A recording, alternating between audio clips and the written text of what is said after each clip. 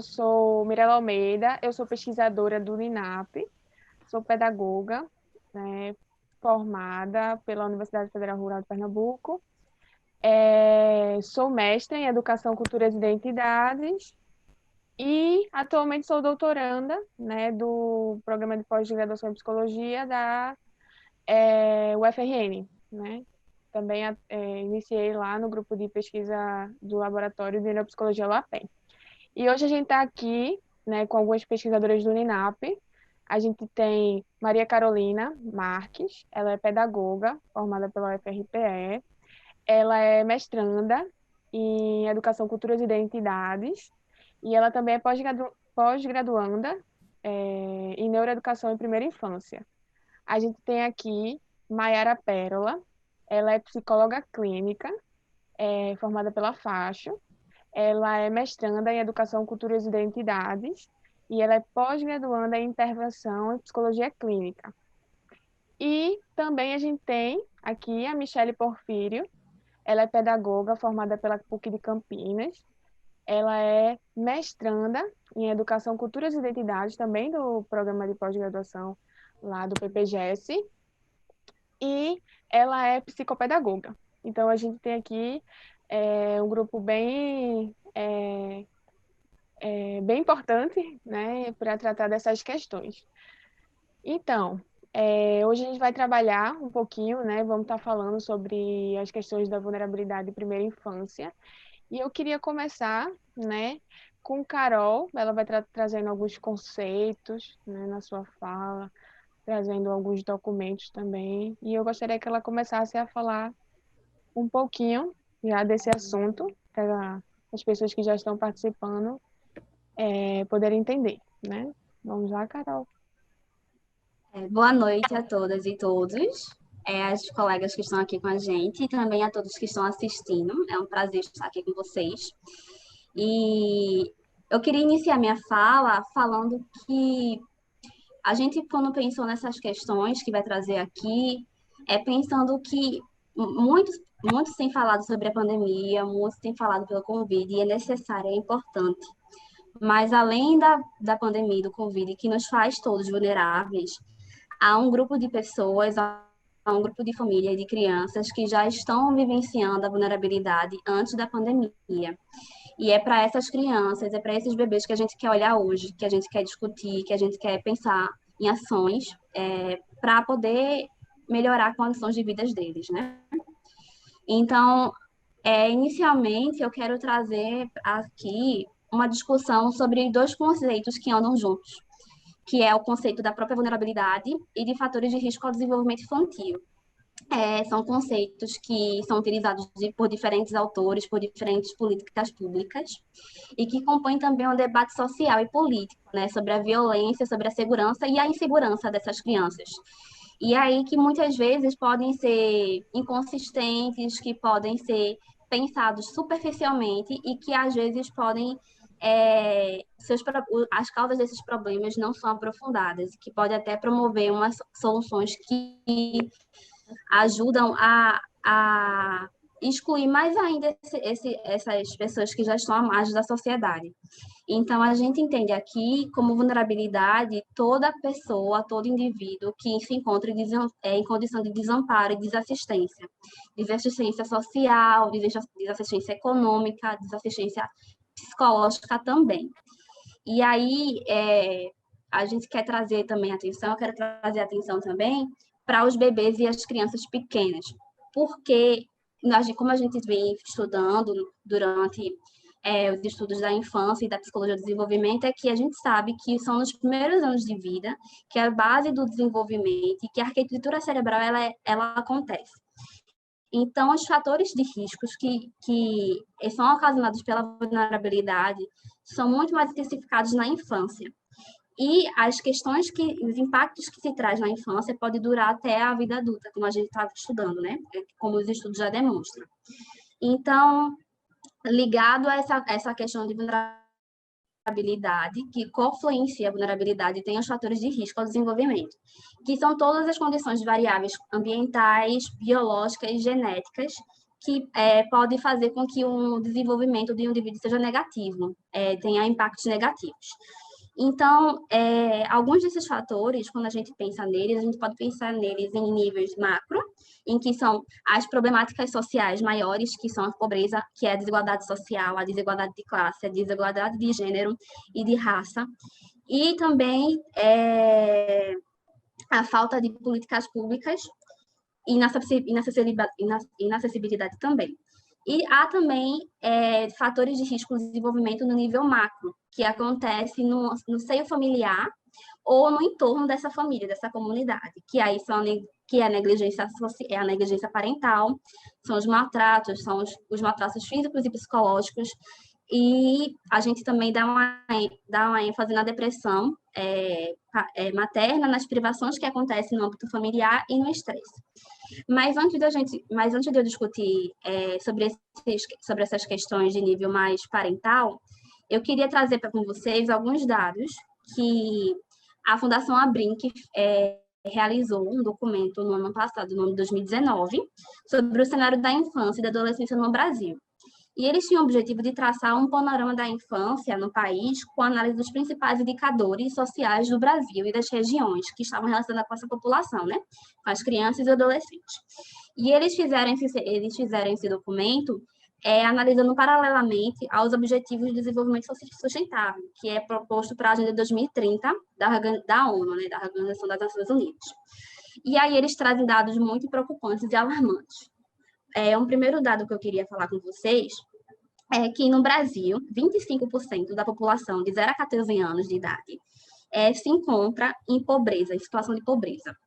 E 22% dessa população de 0 a 14 anos de idade se encontra em situação de extrema pobreza.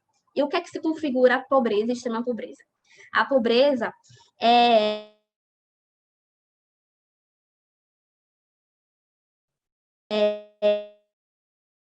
4 ou mais pessoas, igual a meio salário mínimo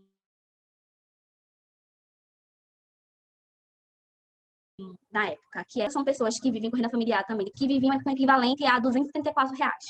Ou seja, a gente tem uma questão de que 10 milhões de pessoas, 10 milhões de crianças e adolescentes até os 14 anos no Brasil vivem em situação de pobreza e 9 milhões vivem em situação de extrema pobreza. A gente olha números de 22, 25 milhões, 22, 25%, e parece que é pouco, mas quando a gente olha os números de milhões, a gente vê que é muita criança, são muitos adolescentes que estão em situação de pobreza, e por conta disso estão em situação de vulnerabilidade, e eles têm vivenciado fatores de risco ao seu desenvolvimento.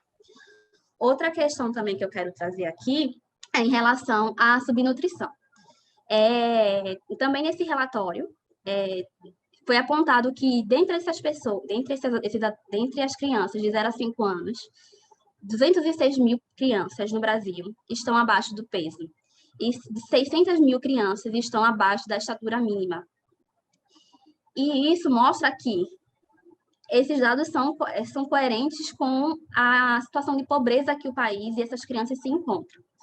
Além disso, a gente sabe que as crianças e os adolescentes que estão em situação de vulnerabilidade convivem em uma comunidade que muitas vezes pode ter uma ênfase maior na violência. E a gente também olha para a taxa de mortalidade infantil nessa época, que foi feito esse relatório.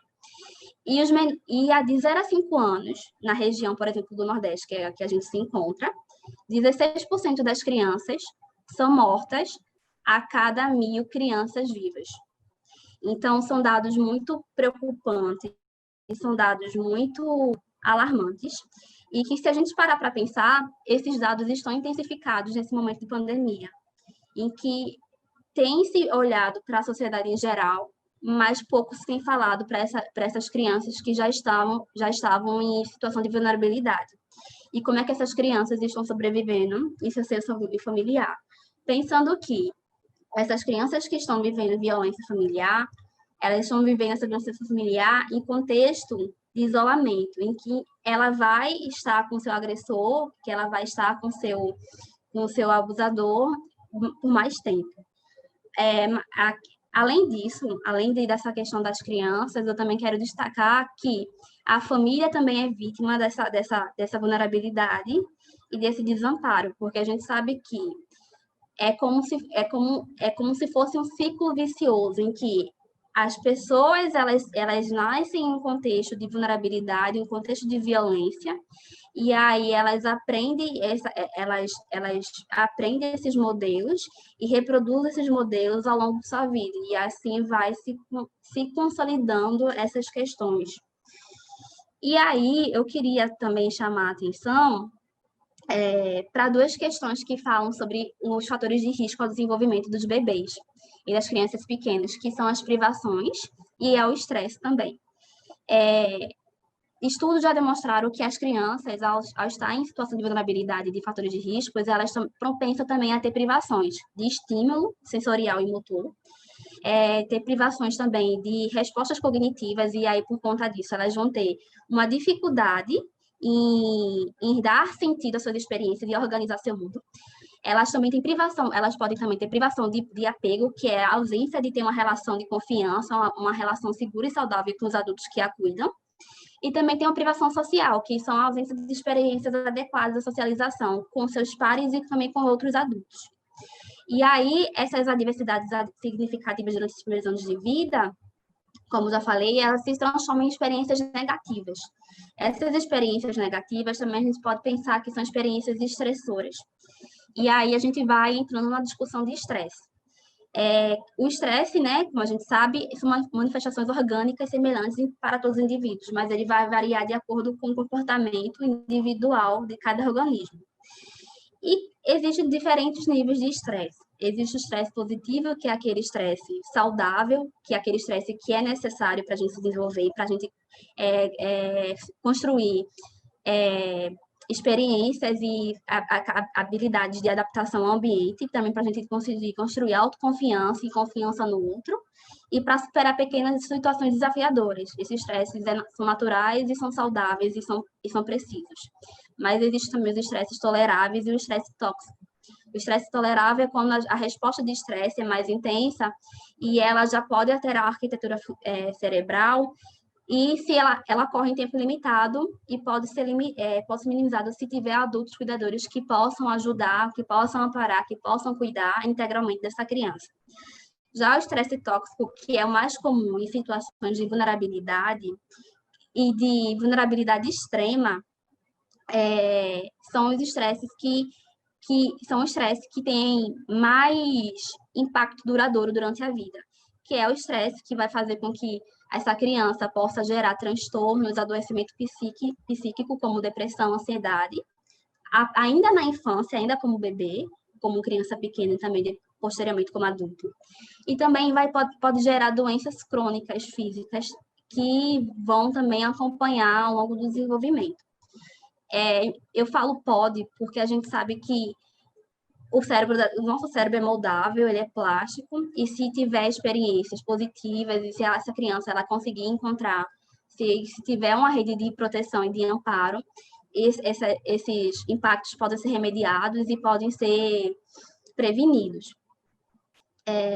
E isso vai depender também de alguns fatores, como, por exemplo, a intensidade desse impacto. Quanto tempo essa criança ela está vivenciando essa situação de estresse, essa situação de privação, essa situação de negligência, de violência contra ela, contra o seu corpo, contra a sua integridade.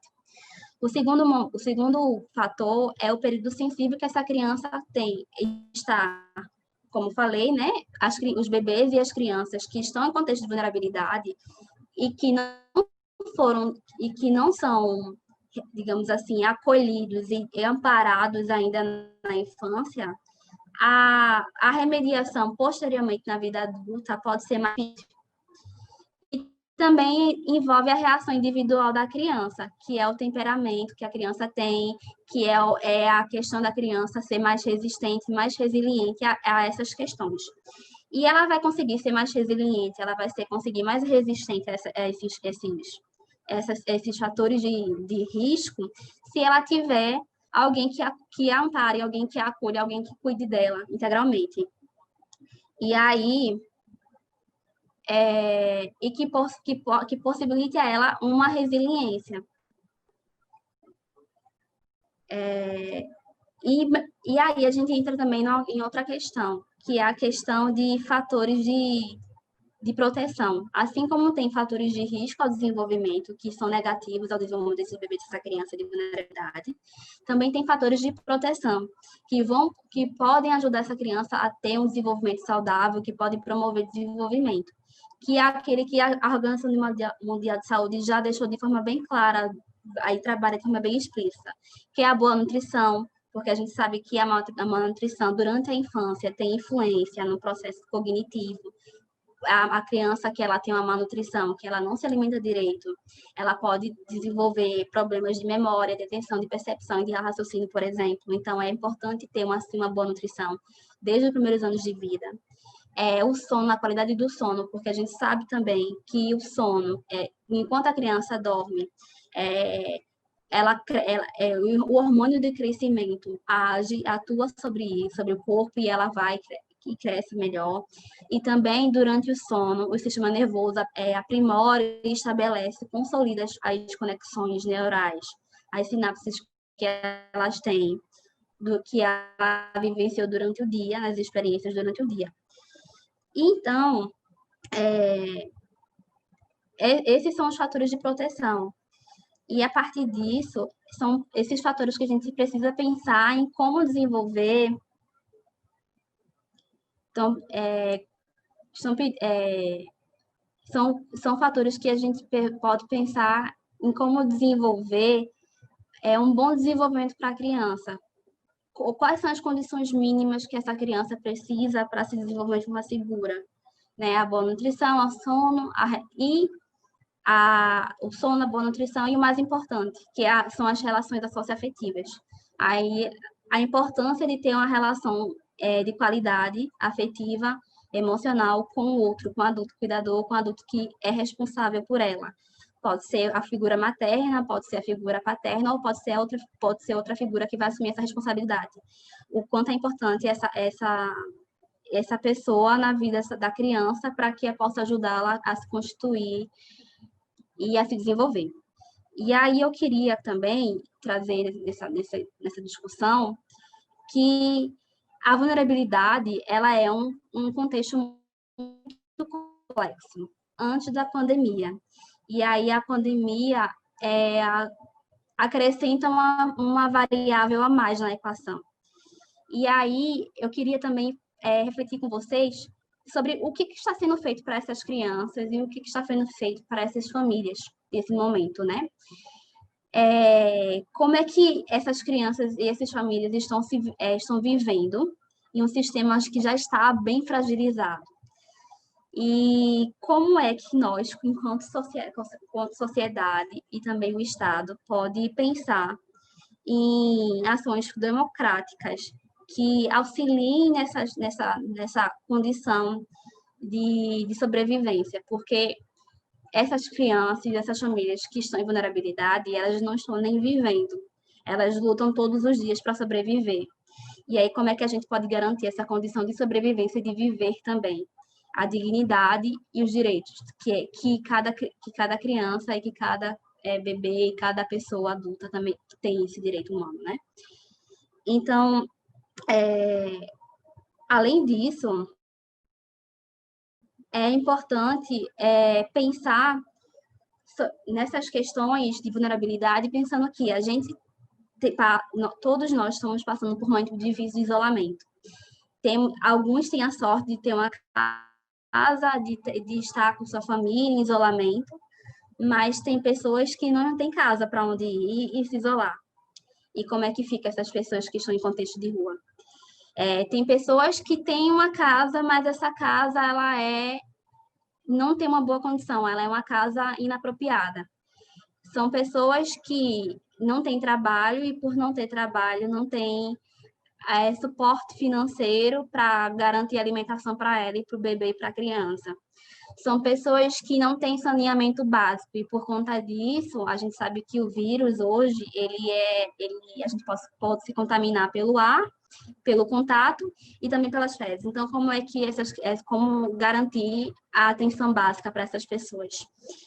E aí, eu queria dizer também que o vírus ele veio de fora, né? E que ele não é potencialmente um vírus, uma doença de pessoas vulneráveis, porque foi trazido de fora. Mas por conta de todas essas questões, todos esses fatores de risco, elas são uma das que vão ser mais afetadas por isso. E aí, como é que a gente garante essas questões? Como é que a gente garante essa proteção? Como é que a gente garante essa segurança? E como é que a gente pensa nessas pessoas depois da pandemia também?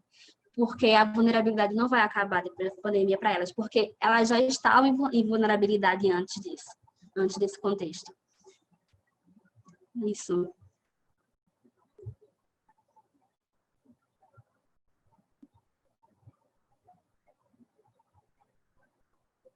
Mirela, seu som tá mudo.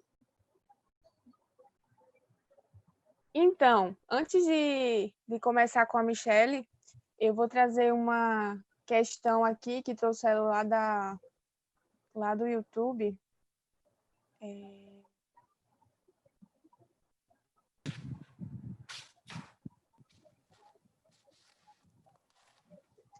Então, Carol, né, de que maneira a gente vai trazer, tanto na fala da Michelle quanto na fala da Mayara, a gente vai trazer algumas questões, mas diretamente para a Carol, perguntar assim, quais sugestões podem ser praticadas pela sociedade civil para diminuir essa situação de vulnerabilidade?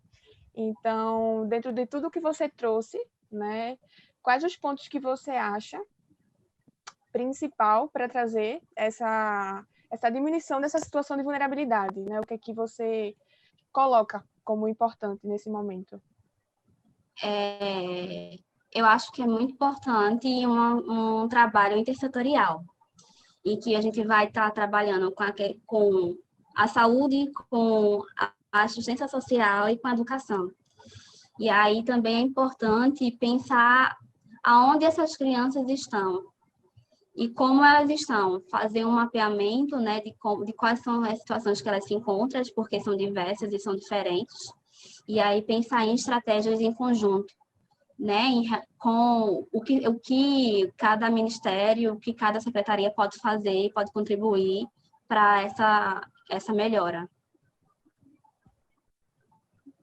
Vamos ouvir a Michelle agora. Ela vai estar trazendo também algumas questões. Olá, gente, boa noite. Muito obrigada pela presença de todos e vamos dar continuidade aqui falando um pouco sobre que criança, contextualizando quem é essa criança e quem é essa infância, né? O que é essa infância?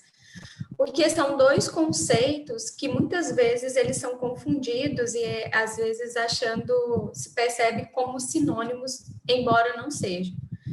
Porque quando a gente fala da criança, a gente entende ela como um ser de direito, de necessidades, um ser histórico cultural, né, que influencia no ambiente ao mesmo tempo que ela é influenciada.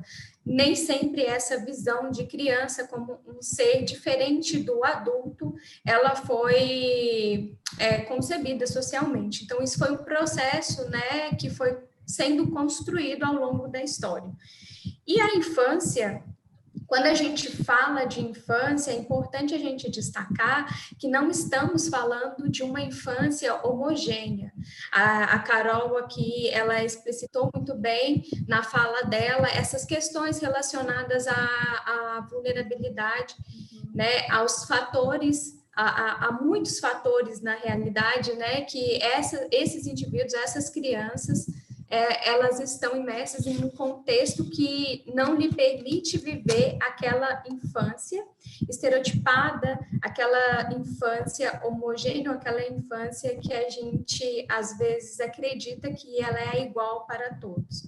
Então, a gente sabe que partimos de lugares diferentes, né? A partir do momento que uma criança se encontra nesse ambiente que não é favorável para o desenvolvimento dela, psicológico, emocional, social, cultural também, se a gente for pensar num âmbito maior, e quando a gente fala de vulnerabilidades, a gente não pensa somente em saúde, ou a gente não pensa somente em educação, a gente também tem que ser social é esse que a gente está falando, né? De que infância que a gente está falando. Então, existem diferentes infâncias. E aqui eu gostaria de aproveitar a oportunidade de destacar também que estamos falando de infâncias que remetem também à questão de gênero, de raça, né? Quais são essas infâncias que a gente está lidando com ela? A gente sabe que uma infância, ela não é igual à outra. E é nesse sentido que eu gostaria de destacar para vocês, porque a gente não parte de um conceito único, né? A infância em si, ela é heterogênea nesse sentido, por causa desses fatores ambientais, né? Desses fatores sociais, desses fatores emocionais. Então, não estamos falando de uma infância igual para todo mundo. Então, partimos de lugares diferentes quando a gente contextualiza quem é essa criança, quem é essa infância que a gente está falando.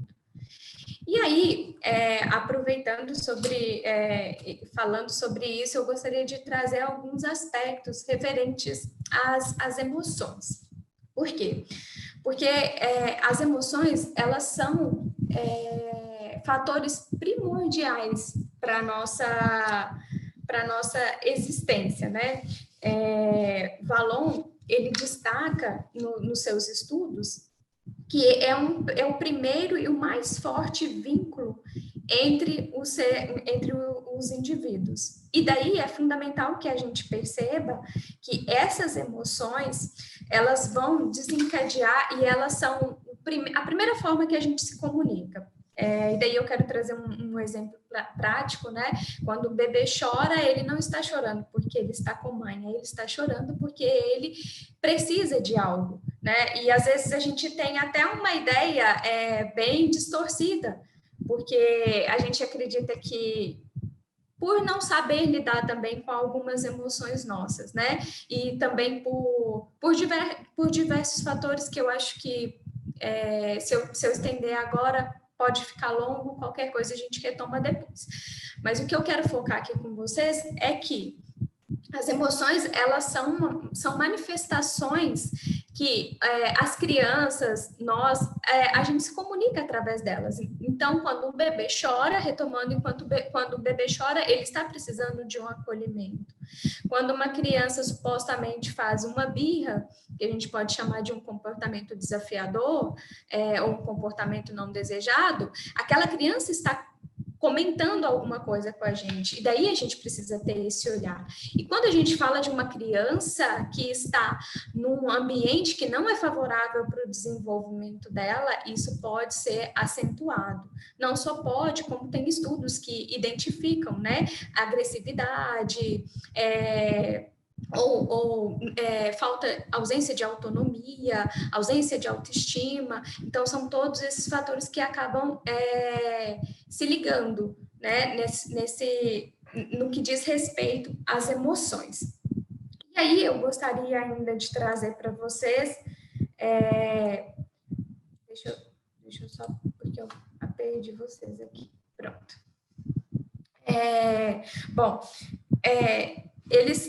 Essas emoções, elas acontecem num ambiente de interação, né? E por que é tão importante esse ambiente para a criança, para o desenvolvimento dela? Porque através dessas interações é que a criança, ela vai percebendo quais são as suas emoções, quais são as suas manifestações. Assim como quem cuida, quem é a pessoa referência, né? Seja a mãe, seja o pai, ou seja o cuidador de referência dessa criança, ela que tem capacidade inicial para poder entender o que essa criança está querendo comunicar com esse adulto. E aí é importante, nesse sentido, a gente entender quais são as manifestações dessa criança e também acolher essas manifestações. Porque se tratando de uma criança que isso em qualquer situação, mas acentua quando a gente fala do ponto de vulnerabilidade, porque essa criança já vem com uma deficiência de acolhimento, de sentimentos, de percepção de quem é a sua referência. Então, assim, é um olhar a mais que a gente tem que trazer para essa criança. E para fechar a minha fala inicial, eu gostaria de trazer para vocês também alguns fatores que são desencadeados, sentimentos e emoções que são desencadeadas nessas crianças quando elas não têm esse sentimento, não têm esse acolhimento, não têm essa estrutura familiar, não têm essa pessoa de referência para ela como fator de proteção mesmo, que é também um direito, né, da criança. Então, a gente percebe, né, nessas crianças, ausência de autoestima, déficit de atenção, hiperatividade, dificuldade de socializar, dificuldade em relacionamentos interpessoais, comportamentos agressivos. Bom, a gente tem vários impactos, né, em relação à vida dessa criança que pode acompanhar ela na vida adulta. Então, o importante nesse sentido é que a gente esteja atento e que a gente possa acolher e tentar minimizar, né, essas lembranças, esses fatores que vão sendo marcados na vida dessa criança. E, bom, eu acredito que é isso e a gente retoma a fala daqui a pouco.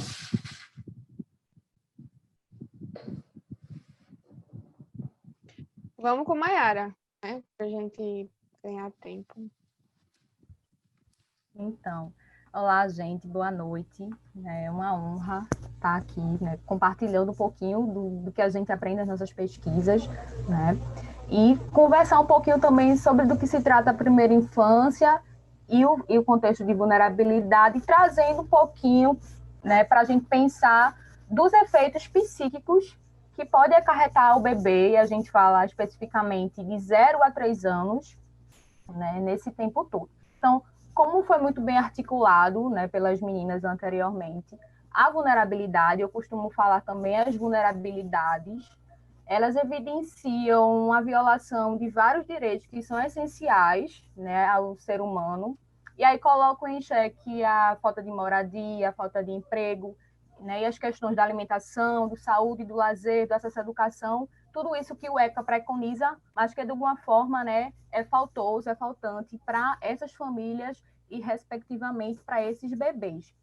Além do risco, né, a exposição das violências, que tanto pode ser no viés da comunidade, de forma geral, do bairro, da localidade, e, em muitos casos, né, intrafamiliar. Mas não é uma regra de que se existe esse contexto de violência, né, na localidade, que também precisa existir dentro da família, né? Acho que a gente precisa também pensar em diferenciar essas questões e de como a gente pode pensar, né, nessas famílias, diante dessas realidades, inclusive da pandemia, e como promover, como dialogar com essas famílias também, para que elas consigam apostar no desenvolvimento, né, de suas crianças, nesse momento tão importante.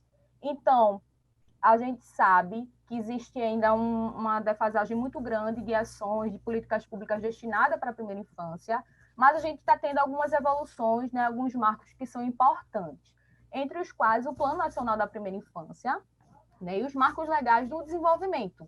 Então, era muito corriqueiro de se pensar, né, na primeira infância como esse tempo, muitas vezes, dicotomizado, né, desse bebê que construíram antigamente, né, disso que Michele falou, que era como uma tábua rasa, que não tinha sentimentos, que não conseguia perceber o ambiente, ou que ele é. E a gente consegue desmistificar tudo isso, dizendo que sim, o bebê é um sujeito ativo, ele é um sujeito social, ele nasce com uma predisposição à interação humana.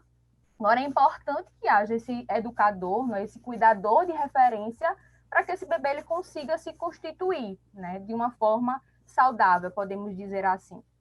Então, acho que essas questões são muito importantes para a gente pensar nesse viés todo. E aí a pandemia, ela acaba potencializando essas vulnerabilidades. E aí, quando a gente recebeu esse convite, né, a questão foi de como pensar na primeira infância diante disso tudo. Como promover espaço de saúde, inclusive mental, e de desenvolvimento para esse bebê dentro de suas famílias. E nós, humanos, né, somos os únicos seres que nascemos em completo desamparo e que a gente precisa de um outro que cuide da gente, que sustente a gente, que dê um lugar para a gente que a gente consiga se desenvolver. Então, agora a gente imagina esse lugar da nossa existência, que já é de desamparo, e aí a gente pensa na segunda questão. Se o bebê já nasce em desamparo e ele não consegue ter na família esse acolhimento, esse olhar, né, esse holding, essa sustentação, é como se ele sofresse por várias vezes essas violências. É como se ele vivenciasse no corpo e também desse psiquismo que está lá se construindo esse desamparo de uma forma muito avassaladora. E aí a gente pensa do que seria esse trauma, né? A palavra trauma disso que a gente às vezes fala, mas a criança vai ficar traumatizada, mas o bebê vai ficar traumatizado. Mas de que ordem é esse trauma? Do que a gente está querendo falar em situação de vulnerabilidade e quando a gente se refere ao bebê? Bem, eu pensando sobre isso, gosto de colocar que trauma, né, é tudo aquilo que é de uma intensidade muito grande para esse bebê, que ele ainda não está preparado para receber. Então, por exemplo, a privação afetiva, uma situação de negligência, uma situação de maus tratos, é avassalador para esse bebê, porque ele não tem estrutura psíquica, inclusive, para conseguir entender e elaborar tudo isso. Então, para ele, isso pode ser um risco muito grande de desenvolvimento. Eu acho que é muito importante a gente pensar no bebê como um sujeito global, né, dotado de uma cognição, dotado do aspecto do orgânico, da linguagem, mas, sobretudo, do psíquico. Então, várias leis já legitimam, né, essa concepção de que o bebê ele também é dotado de um psiquismo, e isso precisa ser levado em consideração, inclusive quando a gente fala dos espaços de educação, nas creches, nas escolinhas. Então, eu queria falar também sobre uma coisa que é muito importante, né, sobre o ECA, diante disso tudo, mas sobre uma lei, que é a Lei sobre Detecção de Risco na Primeira Infância, que é a lei de número 13.438, que foi promulgada em 2017, e ela está articulada ao Estatuto da Criança e do Adolescente. E o que é que ela legitima? Ela legitima que o bebê, assim como o sujeito de direitos, ele tem, né, o direito de ser avaliado, de ter esse equipamento de saúde disponível para ele e para a família, e passar por uma avaliação durante seus momentos de ida pediatra, para que possa perceber se ele corre risco psíquico ou não. Né? Esse risco que a gente fala são sinais de sofrimento psíquico. Por exemplo, um bebê que ele é muito agitado, né? Que por mais que se dê palavra, por mais que se dê colo, por mais que acolha ele, ele é um bebê muito agitado, é um bebê muitas vezes que tem um sono, né, um pouco perturbado, um pouco conturbado. É um bebê que não consegue fixar muito o olhar nesse outro que cuida dele. Então, isso tudo, claro que a gente pensa não no viés de uma patologização, porque senão a gente acaba pensando em quadros, né? E isso anula a subjetividade da criança e coloca ela no outro lugar, que é o que a gente não quer. A gente quer apostar nela e quer que ela se desenvolva. Então, mas esses marcos, dentre tantos outros, são importantes para a gente perceber. Será que esse bebê está conseguindo se constituir? Será que ele está conseguindo se desenvolver, apesar de todas essas dificuldades? E aí entra essa lei. O papel da creche, o papel da escola, como essa rede de apoio, e a gente entende que cada família ela tem uma cultura em si. Então, quando a gente está na creche, quando a gente está em bairros, né, em situação de vulnerabilidade, é comum, quando a gente recebe essas mães, ouvir dizer assim, mas eu fui criada assim e eu vou criar ele assim também. E eu acho que entra o papel da educação, de orientar esses pais, né? De pensar, olha, mas se talvez tu falasse com ele dessa forma mais branda, será que ele não ia entender? Será que se tu desse mais colo a ele, talvez ele não pudesse parar um pouquinho de chorar? Por que será que ele chora tanto? Por que será que ele te chama tanto? Será que ele não quer você mais perto dele, sabe? E entender essa linguagem, que muitas vezes é difícil para esse que está no lugar de função materna, diante de todas essas problemáticas que a gente aqui falou, então, de dar voz a esse bebê.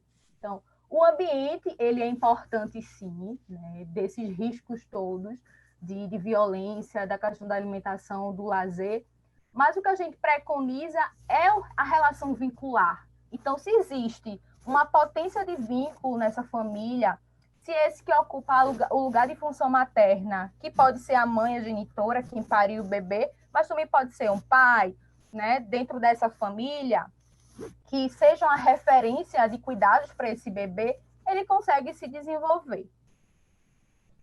Então, essa lei que eu acabei de falar, ela foi promulgada pelo ECA, e o primeiro artigo dela é bem emblemático, porque ela não é muito discutida, embora promulgada em 2017, mas faz com que a gente pense no lugar da educação, no lugar da instituição, nessa contribuição também de promoção do desenvolvimento desse bebê e da família. O primeiro artigo diz assim: os profissionais que atuam no cuidado diário ou frequente de crianças na primeira infância receberão formação específica e permanente para a detecção de sinais de risco para o desenvolvimento psíquico, bem como para o acompanhamento que se fizer necessário. Acho que isso é uma provocação para a gente pensar, né, de como é que está sendo essa formação especificamente para essa detecção de risco, porque, por exemplo, a creche é onde os bebês passam a maior parte do tempo. Então, é o momento que se percebe o sono, é o momento que se percebe como o bebê está se alimentando, né? Do corpinho dele, porque esses sinais de sofrimento também podem vir muitas vezes marcado pelo corpo, né? De dermatites, de algumas feridinhas no corpo. Então, de observar esse bebê. E como que a gente também da educação está envolvido nesse projeto de formação ou de não formação, né? E de a gente também cobrar essas formações, porque são importantes para que a gente possa intervir na primeira infância. E a primeira infância é um tempo de várias reviravoltas. E a gente torce e aposta para que seja de reviravoltas positivas, né? Acho que Carol bem falou da questão do sistema cerebral, da plasticidade, né, neuronal, cerebral, que está em pleno vapor, os milhões de neurônios, de sinapses que estão acontecendo ali, mas também do sujeito psíquico, desse psiquismo do bebê, desse bebê que tem uma história. Eu acho que é muito importante a gente dizer isso e visibilizar isso no bebê. Ele tem uma história. Quando o bebê nasce, ele ocupa um lugar nessa família, ele ocupa um lugar, né, no desejo ou no não desejo dessa mãe ou desse pai. Então, ele carrega tudo isso, né, no seu psiquismo. Então, isso vai dizer também muito de como ele vai se desenvolver. Agora, o que a gente precisa pensar e que nos preocupa, apesar disso tudo, é que essas situações de vulnerabilidade, e a gente fala numa situação de negligência, de abuso físico, né, sexual, elas se constituem como uma violação extrema, né, uma violência a esse bebê. Então, nesses casos, acho que é importante a gente denunciar, né, e aí o Estado ele precisa intervir com uma medida provisória de cuidados, para que esse bebê ele não seja comprometido também, né, no seu desenvolvimento. E aí, se existe esse outro, né, que se ocupe do bebê, que aposte nele, que tenha um interesse, né, na orientação, que seja acolhedor, apesar de tantas coisas, o bebê, ele sim pode se desenvolver, até porque, como eu tinha dito, né, o bebê ele é uma potência de desenvolvimento e que a gente precisa ter um olhar muito especial, né, para esse tempo, porque é de onde vão nascer os nossos padrões de apego, né, como a gente vai se relacionar com as pessoas, como a gente vai construir os vínculos durante toda a vida. E como a gente está no Dia Mundial do Brincar, acho que é muito importante a gente falar da importância do brincar para esses bebês e para essas famílias. O brincar, ele é estruturante para a subjetividade da criança. Muitas vezes a gente só olha para o brincar como uma estimulação, né, cognitiva, como uma estimulação da linguagem, também é. Mas, sobretudo, é uma estimulação psíquica, porque é durante o brincar que o bebê ele vai interagir com o outro, ele vai poder adentrar no mundo simbólico, né, no mundo de imaginação, e que nessa competência que ele tem de brincar, ele pode elaborar ali, né, tudo isso que ele vivencia. Então, por exemplo, é muito comum da gente ver criança brincando, e aí geralmente pega um bonequinho, pega outro e faz, mas eu vou fazer isso com você, eu vou bater em você. E ali a gente consegue perceber também das relações familiares que ele está, né, tá permeado, e como ele está percebendo isso tudo. E uma coisa, o bebê, ele muitas vezes pode não falar, e dizer assim, olha, eu estou vendo o que você está fazendo, eu estou vendo que você está agindo comigo. Talvez ele não consiga falar, mas ele percebe o ambiente, sabe? Então, isso também eu acho que a gente precisa pontuar, porque muitas ocasiões a gente acha que o bebê não sabe, o bebê não está entendendo. Mas ele não está entendendo. Ele entende. Ele entende, pode não entender num viés da metacognição, porque o sistema cognitivo dele ainda está em construção, né, nas questões cerebrais, mas ficam marcas simbólicas nesse bebê, né? E que a brincadeira ela pode possibilitar essa revivência, né, disso que muitas vezes é traumático para ela, porque é muito intenso e que ela não sabe como lidar com tudo isso, e o brincar vem como essa possibilidade também de ela vir a ser, né? Então, eu gosto muito desse conceito.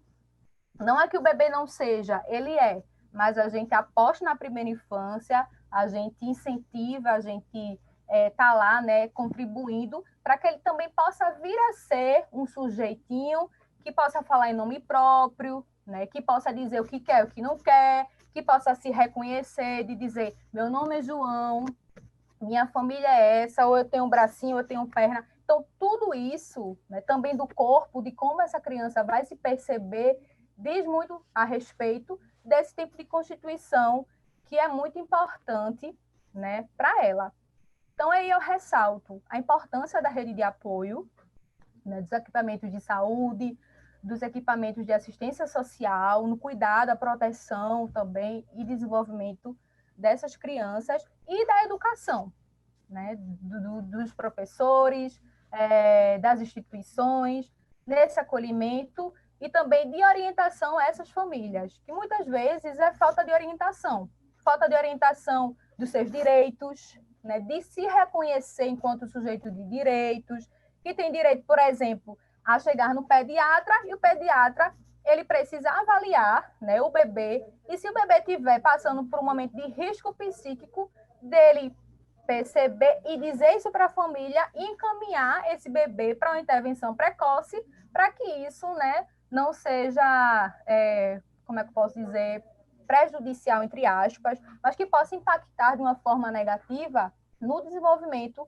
desse bebê, porque muitas vezes acontece de ser uma questão do neurodesenvolvimento, o bebê ele pode ter alguma outra dificuldade que não foi constatada durante o momento do parto, né, e que nunca tinha sido percebido antes, mas nesses momentos de avaliação, né, o pediatra ele vai começar a diferenciar, né, do que é normal desse tempo da criança, por exemplo, atrasar ou não, e do que é uma questão de neurodesenvolvimento, para que também esse bebê ele possa ter uma assistência. No mais, eu acredito que é isso, e se vier alguma outra questão, acho que a gente pode retomar em forma de perguntas. E lembrar também que os impactos, né, que trazem o sofrimento tanto para o bebê quanto para a criança pequena nessa construção da arquitetura cerebral na primeira infância, né? Então são impactos também neurológicos. Então assim, existem estudos que comprovam, né, que a gente até participou, né, de uma formação em que traziam os impactos neurológicos em crianças e adultos, né? Então, eram feridas que não se curam, né? Então, assim, que podem levar para a vida adulta, né? Nessas questões de maltrato, nessas questões de agressão, né? Então, a importância de identificar isso precocemente, né? Para que se possa intervir de forma específica, né? Então, eu acredito também, né, que a escola, nesse momento, mesmo de pandemia, né, é uma rede de apoio também para as famílias e para identificar essas questões, porque muitas vezes a escola, os professores, os coordenadores conseguem identificar dentro da sala de aula. Hoje a gente tem uma maior dificuldade, né, porque a gente não estamos dentro da casa, mas nesse momento, né, estamos adentrando as portas, né, das casas das crianças, e a gente pode perceber alguns sinais, sim, né, de risco. Então, eu acho que a importância do professor nesse momento não é apenas, né, conteudista, né, de estar dentro, né, de trazer conteúdos, mas formar essa rede de apoio junto com a saúde, junto com a assistência social, né, e não abandonar essa criança que se encontra nesse contexto de vulnerabilidade, né? Seja contexto de vulnerabilidade social, econômico, seja contexto de vulnerabilidade em risco, né? Então, eu acho importante frisar isso, porque precisamos proteger as nossas crianças, precisamos proteger os nossos bebês e precisamos olhar para eles, né? Precisamos estar atento a essas questões. Então, eu acho muito pertinente quando a Maiara ela traz essas questões, porque, assim, se a gente não olha hoje, lá no futuro a gente vai ter muito problema, né? Então, eu acho que pensar na primeira infância em todos os seus aspectos é imprescindível. Por isso que eu estou bastante, não sei se a palavra é feliz, mas é satisfeita, né, em relação a essa Semana do Bebê, porque a gente pode estar trazendo esses aspectos de pensar na primeira infância e discutir com profissionais, com professores, formadores, de uma forma que a gente possa pontuar essas questões na pandemia, mas no pós-pandemia também, né? Porque quando a gente voltar, né, de toda essa situação, quando voltarem as escolas, quando voltarem os atendimentos, então a gente vai precisar estar atento a essas situações também, né? E essas formas, por exemplo, de denúncia, a Carol vai trazer um pouco sobre isso, como a gente pode recorrer. Temos algumas sugestões também de livros, de leituras, né? Que foram algumas perguntas. Então, a gente ainda tem um caminho longo aqui para percorrer e tirar as dúvidas de vocês. Vamos lá. Deixa eu ver aqui. Então, tem uma pergunta aqui, como a gente pode denunciar ou a quem a gente pode recorrer, né, nesse momento, se a gente identifica alguma dificuldade, né?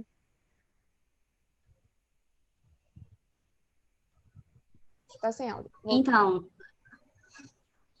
Então, a gente pode, se caso alguém perceba que essa criança está sofrendo algum abuso, alguma violência, maus tratos na família, no âmbito familiar, ela pode recorrer ao Conselho Tutelar. E aí o Conselho Tutelar ele vai entrar em ação, ele vai visitar essa família, vai identificar se essa criança de fato está sendo abusada, ela está sendo violentada física ou psicologicamente. E a partir disso, se isso acontecer de fato, ele vai entrar com um processo de afastamento dessa família. E aí vai enviar o processo à Justiça, ao Tribunal de Justiça da Infância, da Juventude, e aí essa criança ela vai entrar em contexto de acolhimento institucional ou familiar, que é a medida de proteção provisória, e aí, nesse caso, ela é excepcional para esses casos delicados de violência na família, em que a criança ela vai ser afastada do ambiente familiar e ela vai passar a residir em instituições de acolhimento com outras crianças que estão nessa mesma situação. E aí, para quem não sabe, esse serviço de acolhimento é o que a gente antigamente chamava de abrigo e mais antigamente a gente chamava de orfanato. O que se tem no Brasil hoje é que essas crianças que estão nesses serviços, elas não estão lá porque ela não tem família, né? Perderam os pais, por exemplo, por falecimento. Elas estão lá porque elas durante o período que estavam nessa convivência familiar, tiveram seus direitos violados. E aí, estando naquele ambiente, ela vai passar por um processo judicial em que durante esse tempo vai ser também acompanhada por uma equipe especializada e multifacetada, de psicólogo, assistente social, pedagogo em alguns casos. E aí, qual é o objetivo desse serviço? É trabalhar com a criança e com a família, para que a família seja um lugar seguro para essa criança retornar à família de origem. E quando aí, de fato, essa família quando não é mais possível essa criança continuar na família, aí essa família é destituída do poder dessa criança, sobre essa criança, e essa criança ela entra em fila ou para adoção, ou se ela tem uma família extensa. Aí, se há parentes extensos, primos, tios, enfim, que tenham interesse de ficar com essa criança e se configurem como um espaço seguro para ela, eles podem ser encaminhados para essa família extensa, e se também não for o caso da família de origem ou extensa, for um lugar seguro, aí elas são encaminhadas para adoção. Geralmente, o processo para essas crianças que estão em violência familiar é esse. Uhum. Outra coisa que estão relatando aqui é que a dificuldade dessa relação família-escola, né? Principalmente nesse momento de pandemia. E, assim, a gente tem tido muitos relatos, né, de professores que estão formando grupos de apoio aos pais, né, nesse momento de pandemia, e dando todo o suporte, né, específico para esses pais. Então, assim, a importância de manter esse vínculo também, não apenas com as crianças, mas com os pais, porque esse momento, ele põe em xeque também essa relação família-escola. Como alguém disse aqui, a família não é apenas a educação, a escola, né? Ela não é o caminho, mas é um dos, exatamente. Mas é justamente nesse momento, né, que a família, a escola, se coloca como rede de apoio e suporte também, auxiliando a assistência social, auxiliando as questões de saúde. Então, assim, muitas escolas, muitas gestões estão criando esse grupo, né, para pais, para ser uma rede de suporte e identificar também essas situações de vulnerabilidade, né? Então, eu acho importante também conhecermos, como o Carol trouxe agora, né, os caminhos e os meios que a gente pode, né, por exemplo, buscar ajuda, né, denunciar e tirar essa criança dessa situação de vulnerabilidade, né? Quando eu falo de situação de violência também, né? Pode falar, Michele. Desculpa. Eu queria falar assim, sobre essa questão da escola, né? É uma iniciativa bem positiva isso que falaram, né? Dos professores estarem formando grupos para dar apoio a essa família, porque a gente é importante a gente destacar também que a família também não estava preparada para lidar tanto tempo com as crianças. E isso parece assim, um absurdo, porque na verdade os pais tiveram os filhos e a gente sabe que tem toda aquela responsabilidade que também é social. Mas a criança, quando a gente enxerga a criança, a gente tem que enxergar a criança no sentido de que ela também é uma responsabilidade social, porque estamos falando de um ser que para a sociedade, a gente está participando dessa formação, né? E quando isso acontece, né, esse grupo de apoio acontece, é bem positivo. Mas uma sugestão que eu gostaria de dar é de, às vezes, a gente está tão preocupado em dar o conteúdo para a criança ou ver, né, o que a gente vai cumprir ali, mas que às vezes a gente pudesse dar para os pais também alguma possibilidade de palestras ou de perguntas, tirar dúvidas, nesse sentido, assim, como apoio para as famílias. E aí a gente pode perceber nessa conversa também em que estado que algumas famílias podem estar em questão de vulnerabilidade, tanto as famílias, e no caso eu gostaria de destacar, né, o nosso ponto crucial aqui, que são as crianças. nesse ambiente social vulnerável. Por quê? Quando a gente fala de uma questão dessa vulnerabilidade dessa criança, a gente também tem que pensar que estamos falando de um ambiente que mudou completamente. Então, às vezes, os pais estavam empregados, de repente estão desempregados. Então, a mãe que às vezes precisava lidar com a criança o dia todo e que tinha um sustento, isso já foi tirado. E a gente sabe quanto está sendo difícil para essas crianças, para essas famílias serem amparadas. E daí, nesse sentido, o que eu gostaria de falar para a gente tentar mapear mesmo, né? Tentar buscar saber, porque assim, quando a família se encontra nesse contexto, fica muito fácil dessas emoções também se manifestarem dos adultos.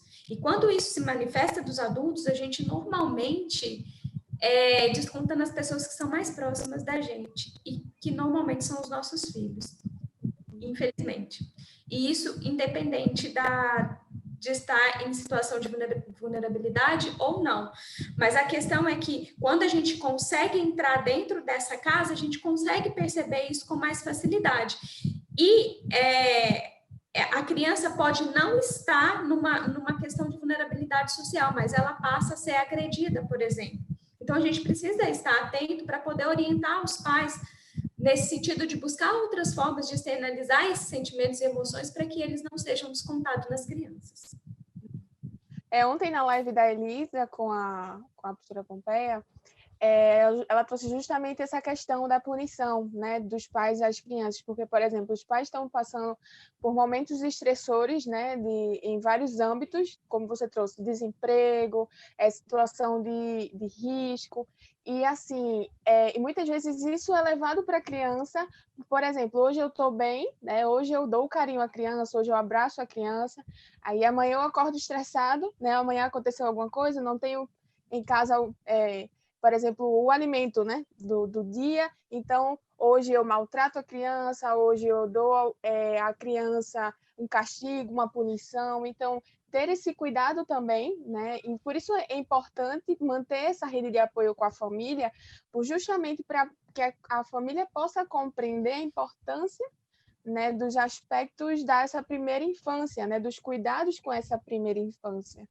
Então, eu acho imprescindível a fala de vocês, né? As questões que vocês estão trazendo aqui, junto com os dados. Teve alguém que comentou lá no YouTube dizendo que houve uma pesquisa, né? Eu não a vi, né? Mas ela está dizendo que houve uma pesquisa em que os casos de violência diminuíram 30%, porque justamente como as crianças não estão na escola, né? A maioria das denúncias vem da escola nesse momento. Então, a importância, né, da escola como rede de apoio nesse momento também para essas questões de vulnerabilidade. Então, se vocês puderem, pode falar, Carol. Eu queria só comentar essa questão da escola, a importância da escola nessa identificação desses sinais de violência e de adoecimento, porque é muito importante que o professor ele saiba como essa criança é e como é que o desenvolvimento acontece. Ele não vai, o papel do professor não é de dar diagnóstico, mas é importante que o professor conheça essas crianças, é importante que o professor conheça o desenvolvimento, conheça os riscos, para que, se de fato houver um risco maior e essa criança tiver sendo violentada, ele saiba como agir, e ele saiba como identificar, e ele saiba o que fazer juntamente com a escola. E aí eu estava lendo também algumas questões do YouTube, e falaram em relação às dicas pedindo dicas, né, de livros em relação a isso. E tem um livro muito bom que ele fala justamente sobre isso, sobre como identificar essas questões, esses sinais, e de como cuidar e prevenir. O livro é de Rosa Mariotto, e é Cuidar, Educar e Prevenir as funções da creche na subjetivação de bebês. E ele vai tratar muito desse tema que Maiara trouxe. ele vai abordar de forma abrangente e bem aprofundada sobre essas questões de quais são esses sinais de risco que Mayara trouxe tão bem, e como a gente, como professor, enquanto profissional que vai estar lidando com essa criança no dia a dia, porque a gente, sim, como educador, passa muito tempo com essa criança na creche, e a gente vai conseguir identificar melhor como a gente pode melhor atender essa criança e também as famílias. Uhum.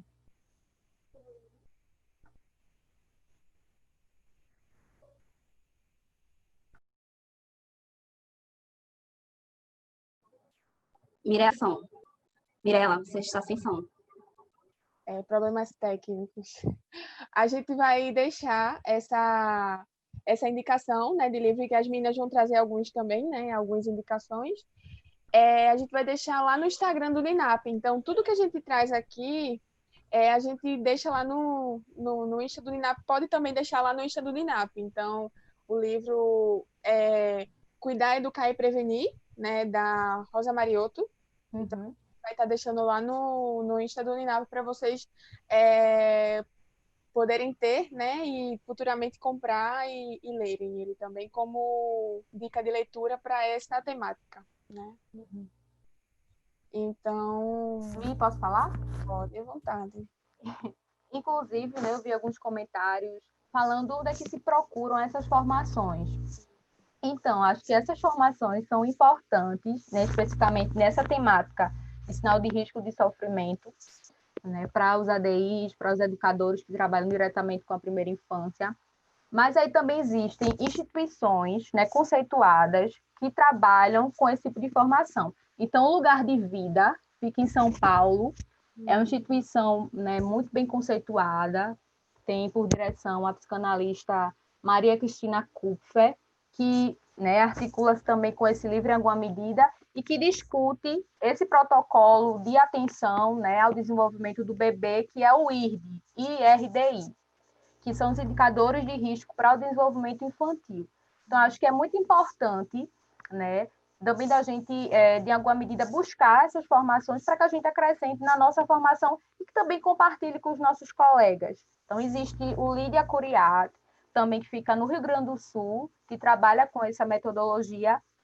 E, no final do ano passado, a instituição Ciclos de Vida, e também tem no Instagram ela promoveu um curso, né, sobre o IRD e sobre os sinais de sofrimento. Então, esses cursos são raros aqui em Recife, então teve no final do ano passado e foi assim muito importante, mas muitas pessoas da educação, por não, né, saberem dessa informação de que existe esse protocolo, de falarmos mais sobre essa lei que fundamenta essa atenção à primeira infância, às vezes nos escapa. Então, acho que talvez, né, depois dessa provocação da gente aqui, algo possa fluir diante disso tudo. Concordo. Eu queria só acrescentar aqui aos grupos que Mayara falou, que tem em São Paulo também o Instituto Fazendo História. Ele é um instituto que ele trabalha especificamente com as questões de acolhimento institucional, que é esse caso que eu falei para vocês, que é quando a criança está em contexto de violência na família, ela é afastada para essas instituições, mas ela também trabalha com cursos que apontam essas questões de como a gente pode trabalhar e como a gente pode lidar com as crianças que estão em vulnerabilidade social, e como lidar e como pensar em estratégia de enfrentamento.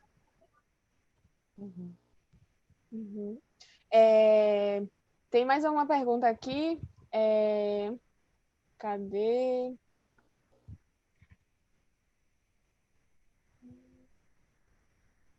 Então, como preparar os profissionais para receber as crianças com um olhar ainda mais acolhedor? Né? Eu acho que Michele pode auxiliar nessa questão, né? Eu acho que é importante fazer um trabalho com os professores no sentido deles também se olharem. Por quê?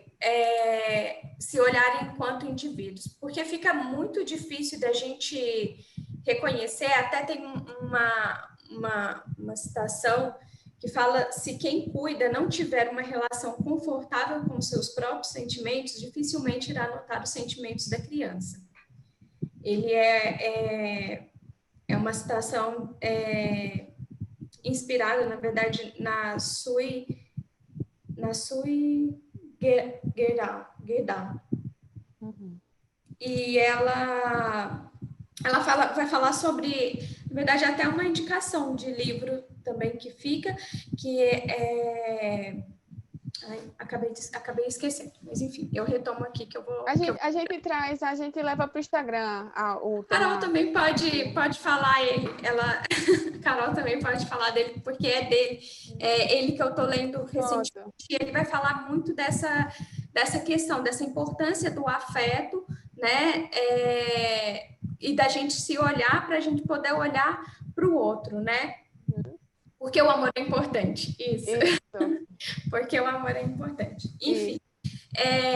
Então, eu acho que partindo de uma vivência, partindo de momentos de conversa, do profissional mesmo, se colocar, né, nesse lugar de reconhecer seus próprios sentimentos, as suas emoções, o que te desperta raiva, o que te desperta amorosidade naquele momento de interação com aquela criança, você fica mais fácil de você aceitar essas emoções em você e reconhecer na criança, né? E quando você reconhece essas emoções, partindo de você consegue nomeá-las, o que é muito importante. Quando a gente nomeia as emoções, os sentimentos para nós e para as nossas crianças, eles também começam a entender o que é que eles estão sentindo. E daí fica muito mais fácil da gente perceber isso neles. Então, porque eles vão dando manifestações. E essas manifestações das emoções, até o Valon traz, né, que está muito relacionada ao tônus muscular, como que a gente se manifesta com essas emoções. Então, as nossas emoções desencadeiam pulsões musculares, né? Então, seja para o riso, para o choro, e quando a gente tem consciência disso, a gente consegue perceber como que a criança está se manifestando e como nós, adultos, também podemos lidar com isso com mais facilidade, com mais destreza. Porque é muito difícil você lidar com algo que às vezes você não tá preparado. E aí a importância da gente também olhar para esse cuidador, né? Quem é essa pessoa que está cuidando? Porque se a gente, enquanto instituição, né, não ancorar esse cuidador, ele não vai ter condições, né? É só a gente ver também o número de índices de educadores, né, de profissionais da educação que adoecem, né, nessas questões. E quando a gente, nesses ambientes, e quando a gente pensa também numa instituição de acolhimento,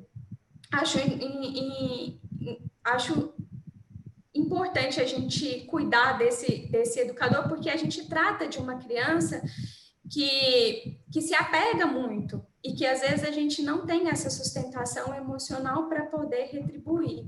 Então, é uma entrega muito grande, tanto do educador, né, quanto da instituição para aquela criança. Então, eu partiria disso. A Carol quer falar? Eu queria só complementar a fala de Michele, que é muito importante que ela traz de cuidar do cuidador, é que a gente precisa ver o ambiente escolar como um ambiente de cuidado. E quando eu falo ambiente de cuidado, não é um ambiente de assistência, mas é um ambiente de cuidar do outro, acolher o outro e acolher a si mesmo. Eu, enquanto profissional da escola, eu acolho a minha criança, mas eu acolho a minha equipe e eu acolho a família. Porque essa relação entre família, escola e a criança, ela precisa ser saudável, ela precisa ser cuidada em diferentes dimensões. E aí é muito importante essa questão que Michele fala sobre as emoções e de como a gente precisa validar e aceitar essas emoções, principalmente as mais desagradáveis, porque a gente entendendo que essas emoções de medo, as emoções de tristeza, as emoções de desespero, que muitas vezes nos aflige, A gente precisa ver da onde que essa emoção vem, o que traz essa emoção e como a gente pode lidar com ela. E aceitando e acolhendo essas emoções desse jeito, a gente passa a estar bem com nós, conosco, com si, a gente com si mesmo, e também passa a estar bem com essas crianças, a fazer com que essas crianças entendam que está tudo bem chorar e depois se sentir segura, tá tudo bem a gente ter medo, tá tudo bem a gente passar por isso. São processos humanos, é necessário, e a gente não pode fugir disso, a gente precisa enfrentar isso, a gente precisa entender isso, e também é importante para a gente também significar as emoções agradáveis, para que a gente entenda e valorize também as emoções boas, de alegria, de felicidade. Fala, Michelle. Eu só queria complementar que eu percebo as emoções como assim, todas as emoções, elas sempre estão, em qualquer situação, elas estão mostrando para a gente alguma coisa. Isso. Quando a gente pensa numa criança que está chorando, ou numa criança que está esperneando, ou numa criança que está agressiva, ou enfim, está demonstrando alguma coisa para a gente. O nosso cérebro, ele é muito, a gente sempre parte daquilo que é primitivo, né? Daquilo que a gente está acostumado. E a gente tende a reproduzir na educação, tanto dos nossos filhos ou na educação de instituições, aquilo que a gente recebeu.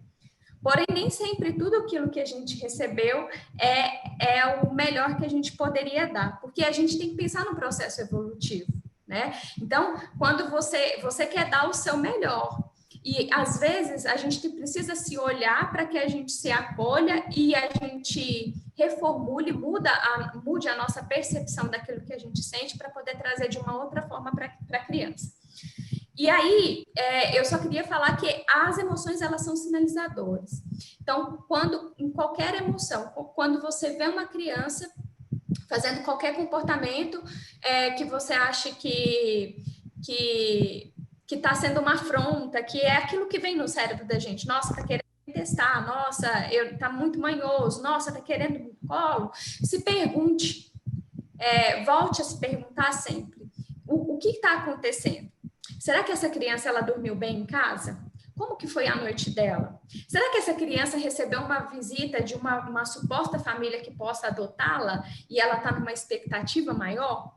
Né? O que é que está acontecendo ali no ambiente que pode favorecer que essa criança esteja em êxtase, que essa criança esteja com sentimentos mais aflorados? E aí, quando a gente passa dessa perspectiva de não olhar somente para aquilo que está muito próximo da gente, ou que a nossa mente tende a nos levar, a gente consegue, com muito mais sagacidade, entender o que aquela criança está querendo nos falar.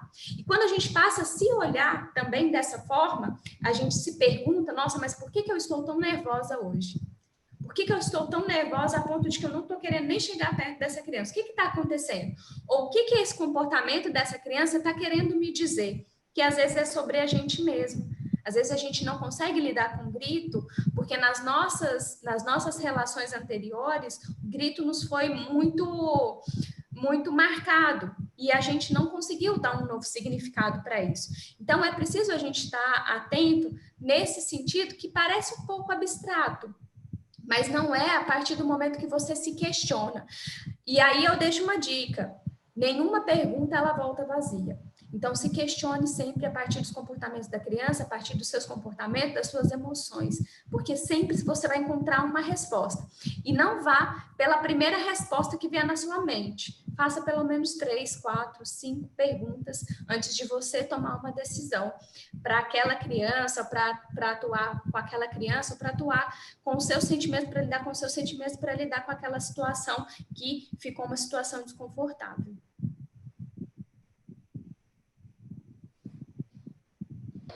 Mayara? Uhum.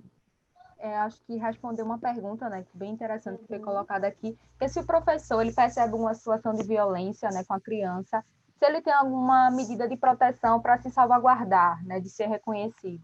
Sim, as denúncias, né, o Conselho Tutelar, os equipamentos de proteção, assistência social, elas podem ser, né, no anonimato. Então, há um sigilo, né, você informa o que aconteceu, enfim, o bairro da criança, onde ela se situa, talvez a residência, e não precisa, né, ficar preocupado em reconhecimento, ou de saber que você denunciou ou não, porque existe, né, essa medida de anonimato. Eu acho que isso salvaguarda a gente também, né, de contribuir de alguma forma, e claro que é importante pensar que, por vezes, pode ser um pouco perigoso para a gente, né, falar de uma forma assim, tão aberta e colocar em xeque mesmo que a criança está sofrendo maus tratos, mas que é preciso, importante também que a gente, né, se posicione, ainda mais reconhecendo que a criança está sofrendo, né, esse tipo de maus tratos, esse tipo de, enfim. Acho que se a gente não fala, a gente se torna cúmplice, isso é um pouco complicado.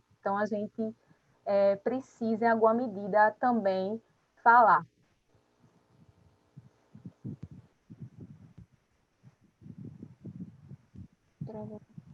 Voltou.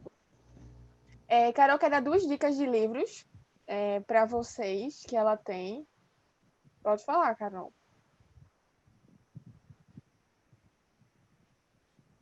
Na verdade, são 2 livros, mas são cartilhas, que são para identificar crianças que estão passando por abuso e violência na escola. A primeira é a cartilha de como identificar a violência, e a segunda é uma cartilha que ela foi oriunda de uma dissertação de mestrado do grupo que a gente faz parte do INAP, que é McDouglas, e ele estudou essa questão de abuso infantil, e ele atua muito nessa questão de como o educador, como professor, ele pode identificar esses abusos, e tem uma cartilha que ele fez a partir do governo de Pernambuco sobre isso. Então, assim, a gente vai colocar no NINAP os 2 nomes certinhos, o nome do autor certinho, para vocês buscarem, porque são gratuitas, esses 2 documentos. E você pode encontrar também em PDF, que é bem importante também. A gente tem mais uma pergunta aqui.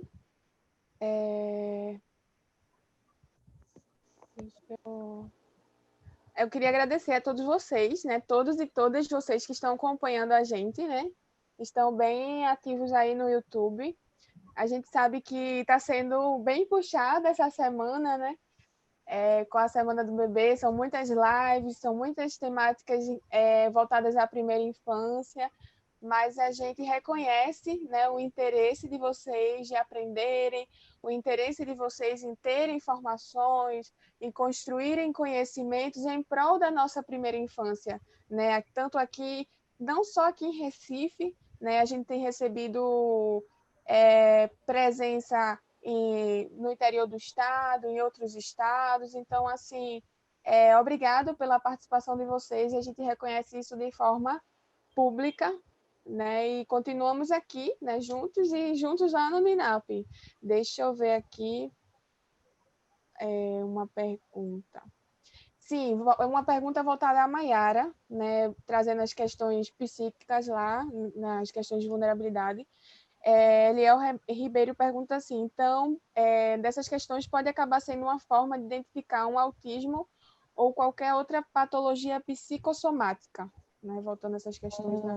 Muito importante, né? Porque é um pouco delicado quando a gente vai falar de sinal de risco, se a gente fala especificamente sobre um risco de autismo, né? Porque muitas vezes pode tender para que o único sofrimento que um bebê ele pode ter é um risco autístico, não somente, né? O bebê, ele pode também estar vulnerável, né, a esse risco autístico, como, por exemplo, não conseguir olhar para esse cuidador, né, ser um bebê muito passivo, um bebê que você está lá em constante interação e ele não consegue reagir, né, por N questões. Talvez, em muitos casos, né, falando também quanto psicóloga que atende bebês, muitas vezes chega para a gente atender bebês que estão com algum sofrimento no corpo, muitas vezes está com uma dor, né? E como ele não consegue falar que está com a dor, essa dor é tão incapacitante para esse bebê que ele vai se fechando. Então, se investe, mas ele não consegue reagir porque ele tem uma dor no corpo, ele tem uma dor na barriga, ele tem uma dor que não consegue ser falada, e essa dor faz com que ele, né, entre para si mesmo, ele não consiga reagir para fora. Então, por isso que a gente sempre ressalta a importância de se perceber isso e falar com os pais, né, para que haja esse encaminhamento com o pediatra, já que a gente entende, né, minimamente, que é uma atenção que deve ser constante desse bebê a ida ao pediatra. E aí eu vi uma pergunta, na verdade, uma colocação que dizia assim, mas é muito complicado a gente falar com esses pais.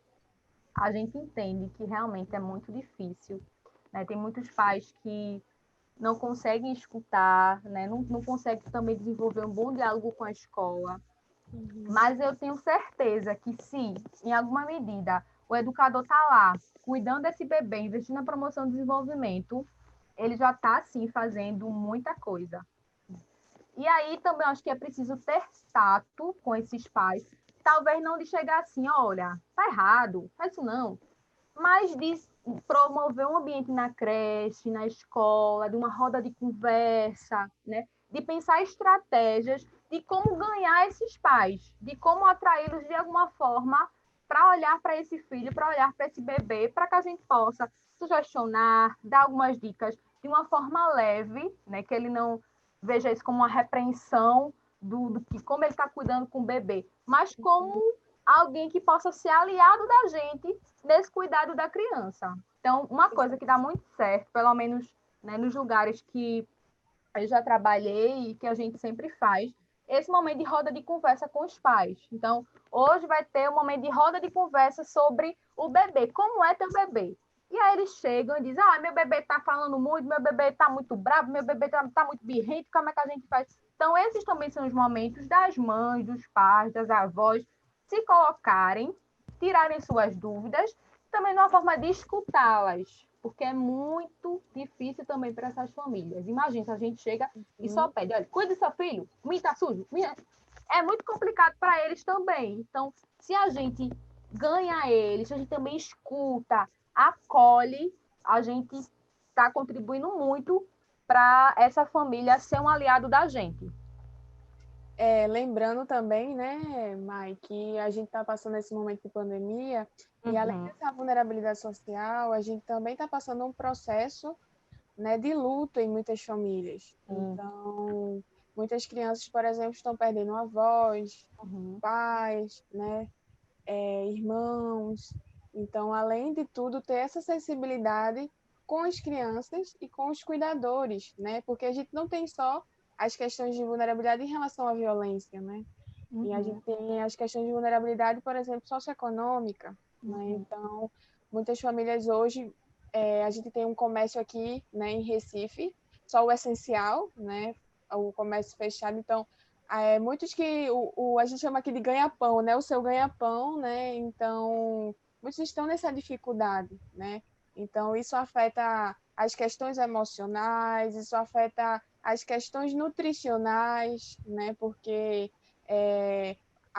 uma alimentação, por exemplo, balanceada tanto para a criança quanto para os seus cuidadores, né? O que é essencial. Então, a gente muitas vezes não tem, né, essa alimentação, ou o sono também, né, a ansiedade. Então, ter essa sensibilidade, né, de escuta, né, aos cuidadores das crianças também é uma forma de cuidar das crianças, né, de preservar também a primeira infância.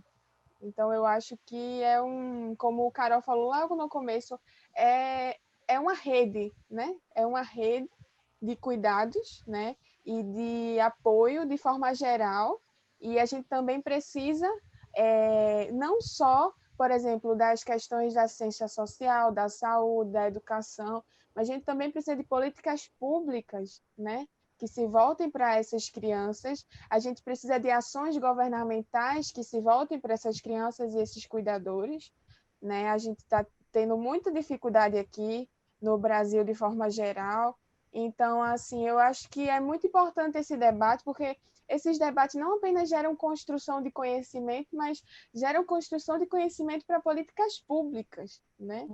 Então, eu acho imprescindível que a gente possa olhar dessa maneira e possa continuar debatendo sobre isso, né? E que isso chegue lá no Congresso, né? Chegue lá no Senado, sabe? Então, eu acho que A gente tem sim que continuar falando, né? Tem sim que continuar sendo sensível e tem sim que continuar lutando, né? Pela nossa primeira infância. E eu acho muito pertinente, né? Isso. Eu tenho uma pergunta aqui do YouTube. Deixa eu ver aqui, porque são muitas. Ah, é um comentário. Agradecemos a colaboração de vocês de passar orientações para facilitar o nosso dia a dia, né? Então, se vocês tiverem mais alguma questão para colocar, a gente está aqui à escuta, né? Se não, a gente vai caminhando, né, para... Tem uma questão aqui, Mirella, que fala sobre quando o cuidador, quando também está sofrendo violência dentro de casa. E Sim, aí eu vi. eu fiquei em dúvida se era o cuidador, o profissional que está trabalhando na escola, ou se é o cuidador que cuida da criança, que é a mãe ou o pai. Mas, Eu enfim, acho a que é gente acha que é o mãe e pai. mãe e pai, né? Uhum. Então, como a gente falou, a criança que está em vulnerabilidade porque a família também se encontra nesse Uhum. estado. E muitas vezes os cuidadores também, a mãe, por exemplo, tem as questões de violência doméstica. E aí, essa questão é muito sensível, muito delicada, para a gente poder se aproximar dessa família e conseguir identificar se de fato está acontecendo essa violência de forma muito sensível ver encaminhamentos que a gente pode fazer com elas, Uhum. com a mãe ou com o pai, que pode acontecer também do homem sofrer a violência. Casos muito, muito raros, mas pode acontecer, já que é mais com a mulher. E também com a família. A escola ela pode, sim, dar orientações de como proceder nessas situações e como, como chegar na delegacia, como fazer essas denúncias. E aí também é muito importante que essa família seja amparada psicologicamente. Eu acho que Mayara tem também contribuições sobre isso, de como proceder e de como encaminhar essa família para uma terapia, né? É Isso. um tratamento terapêutico. Eu acho que é Ô, importante. Fala, Michel. desculpa, é que no comentário aqui do Facebook, desculpa, do YouTube mais abaixo, veio falando um comentário de que precisamos cuidar também de quem cuida e o que Sim. deve fazer quando na escola e na creche tem um cuidador que está sofrendo violência.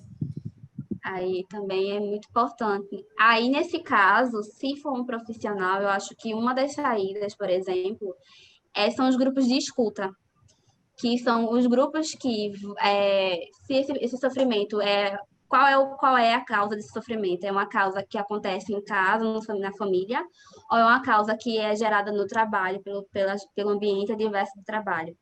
E aí eu acho que esse grupo de escuta em conjunto também é uma possibilidade, que até, se for o caso, ser encaminhado para um atendimento individual.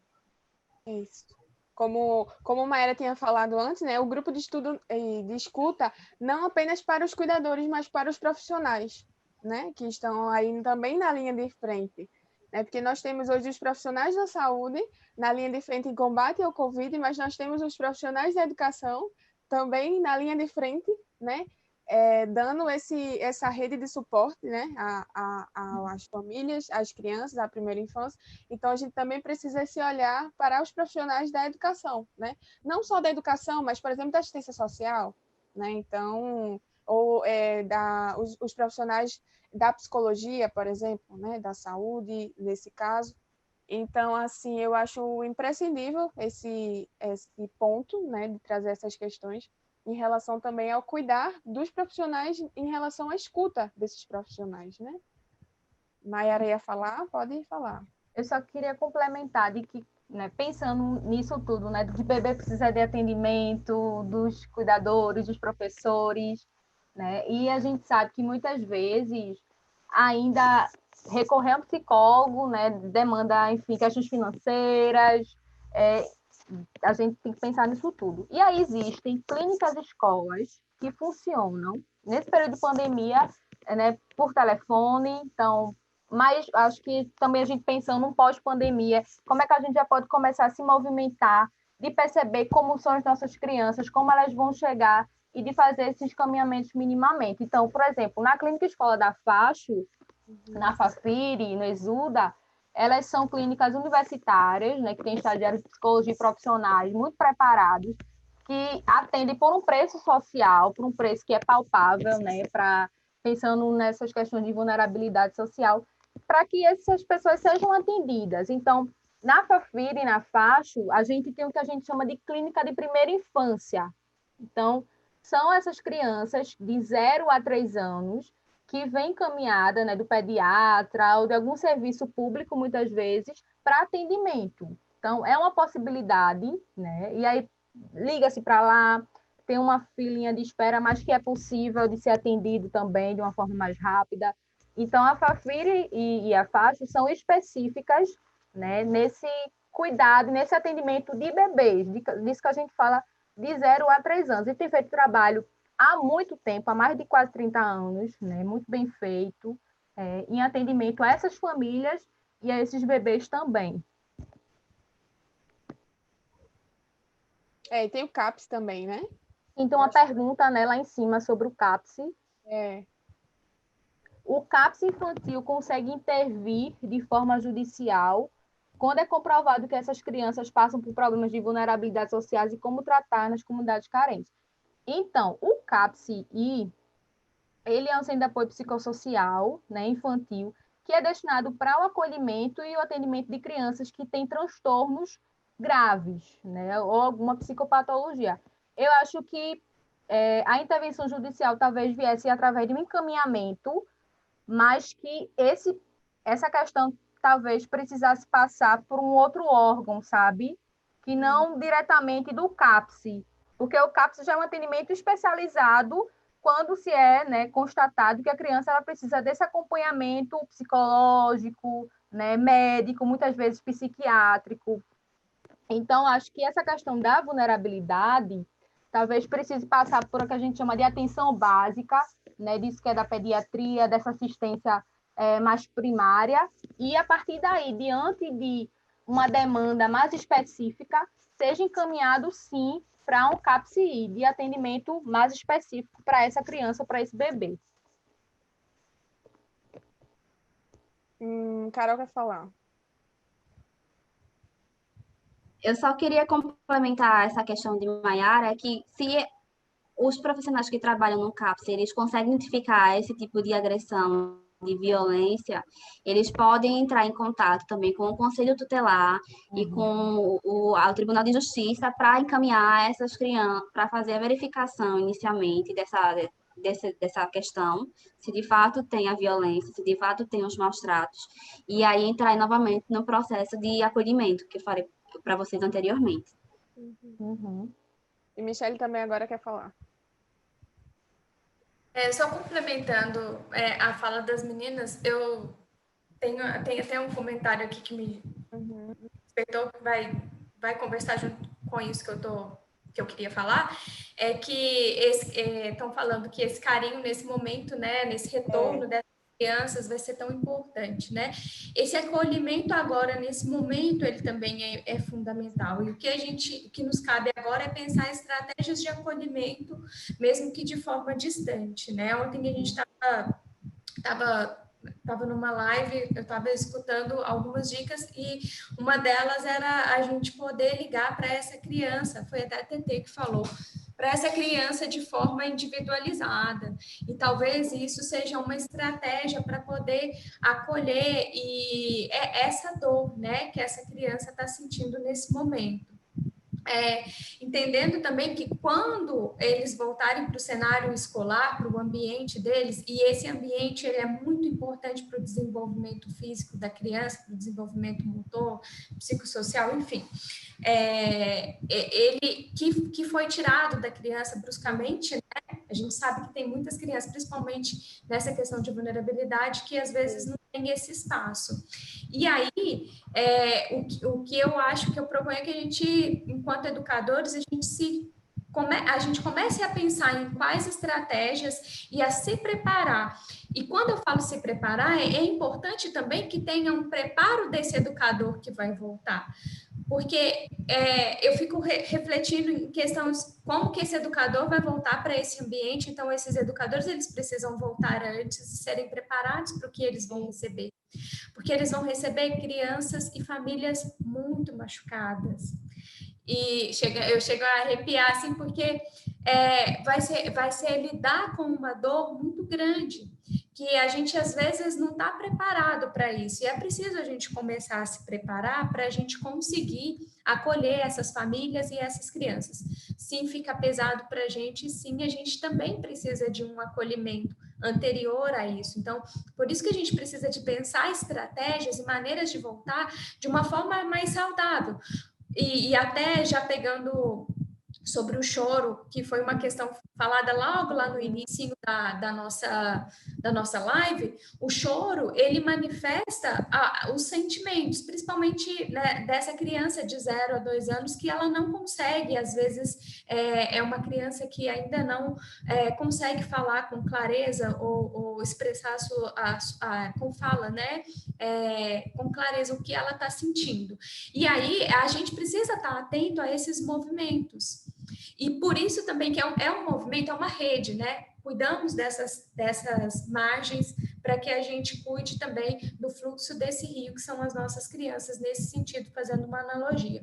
Porque se essas margens não tiverem bem cuidadas, como que a gente vai conseguir dar esse amparo para elas? E o choro, ele vai manifestar, e ele manifesta, ele é uma forma dessa criança comunicar. Então, a gente precisa se preparar para poder escutar esse choro.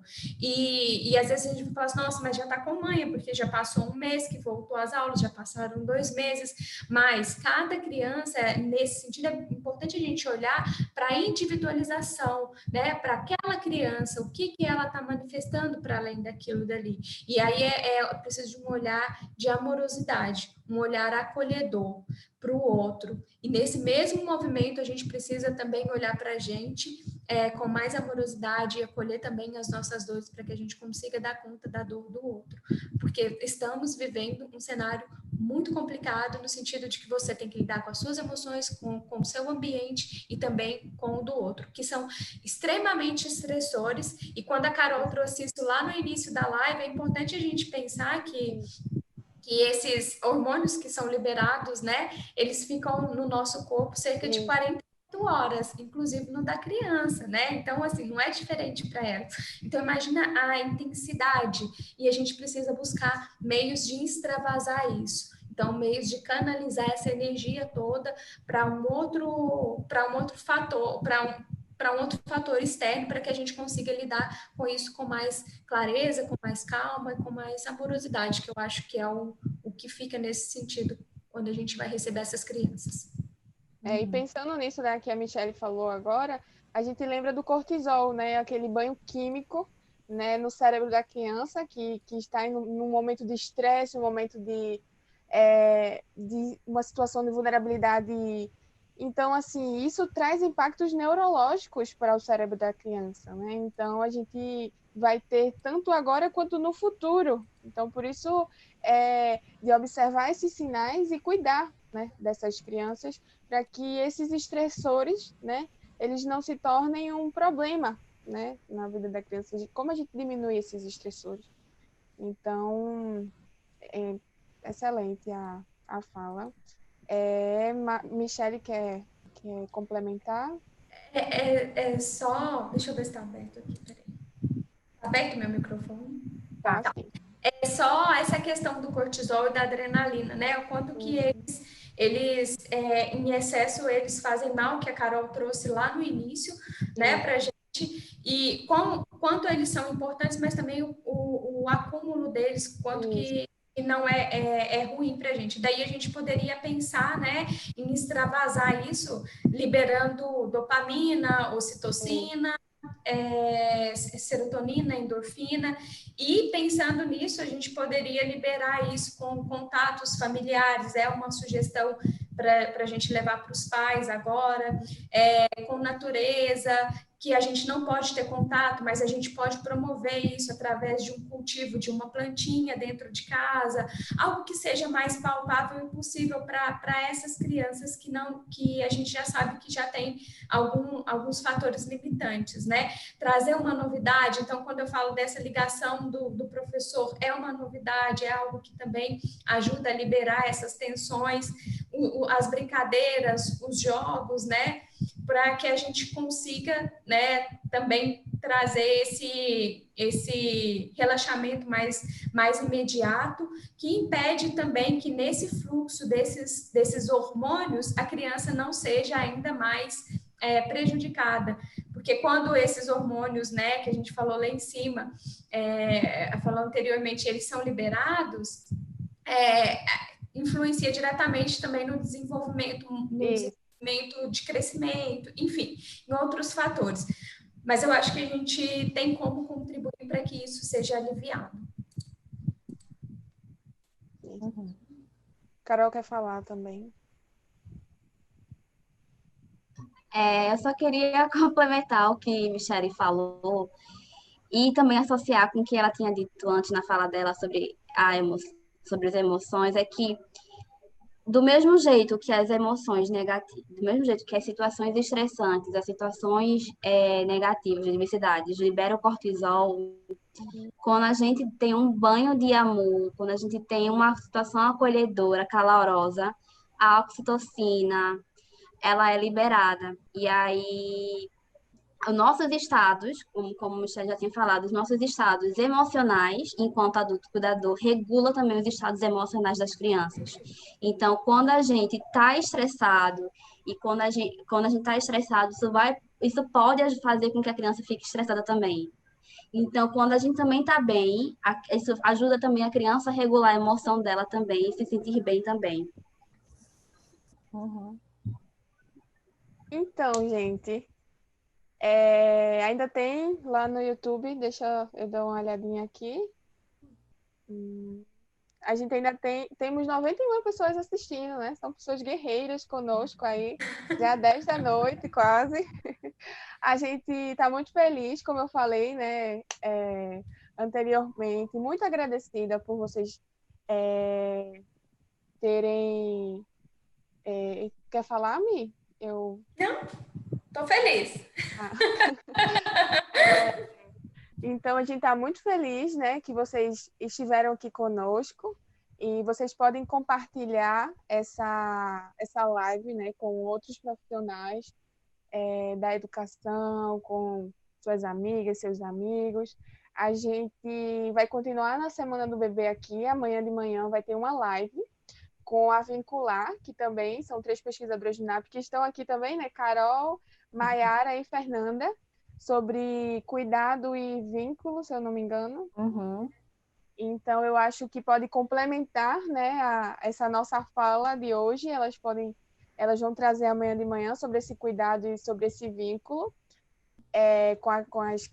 na primeira infância, né? Então, vocês estão todos convidados, todas e todas convidados a estarem conosco. Amanhã à tarde a gente vai ter isso aí, eu ia falar agorinha. A gente vai ter sobre a síndrome congênita do Zika vírus. A gente vai falar um pouquinho sobre as questões de inclusão e sobre questão de estimulação das crianças que estão agora em casa. A gente vai estar com a presidente da ONG Abraço à Microcefalia. Ela vem fazendo um trabalho muito legal lá na Bahia. Ela é mãe da Gabi, né? Mãe de uma criança com a síndrome congênita. E ela vai estar falando um pouquinho, né, como está a situação, o panorama geral lá em Salvador, e também trazendo as questões de inclusão, né, junto comigo, junto com Pompeia, junto com Inabela, que esteve com a gente ontem na live, também Inabela vai estar trazendo questões de estimulação, e à noite a gente vai ter outra live sobre atividades remotas para a educação infantil, com Pompeia, com Paulo André, e também com uma convidada. Eles vão estar falando sobre essas atividades remotas na educação infantil e eles vão estar lançando uma cartilha também, né, para professores e vocês podem acompanhar. Eu acho que essa live está sendo muito esperada, né, por todos os professores. Então, eu acho que para fechar com chave de ouro a Semana do Bebê, vocês não podem perder. Sejam guerreiros e guerreiras até amanhã, às 10 da noite, né? A live começa às 8. E vocês querem falar, meninas, alguma coisa?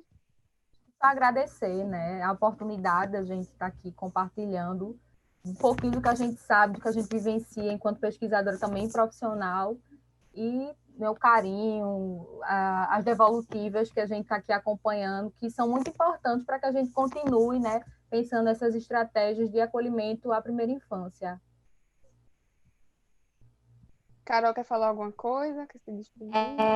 Eu queria também agradecer, né, esse momento de partilha, que foi muito bonito, de falar de pessoas que estão precisando ser ouvidas, né? E agradecer as meninas, né, por esse momento. Também agradecer quem continuou com a gente até o final, 10 horas da noite. Eu sei que muitos têm filhos, muitos têm afazeres, mas está aqui, firme e forte. E também agradecer à Prefeitura do Recife, né, pela essa iniciativa da Semana do Bebê, que acontece na sexta edição, e que fala sobre esse bebê, sobre essa criança, e como a gente pode promover desenvolvimento, como a gente pode pensar em estratégias para que sempre melhorar a condição de vida dessas crianças, né, dar qualidade para essas crianças, para esses bebês. Eu quero agradecer também a todos que estiveram por aqui, aos que vão assistir depois também. A gente está presente na vida e na formação de vocês. Eu sei que tem alguns pais também que buscam, né, entender um pouquinho mais sobre essa infância. Uma forma muito bonita que a Prefeitura de Recife que está dando voz à infância por nós.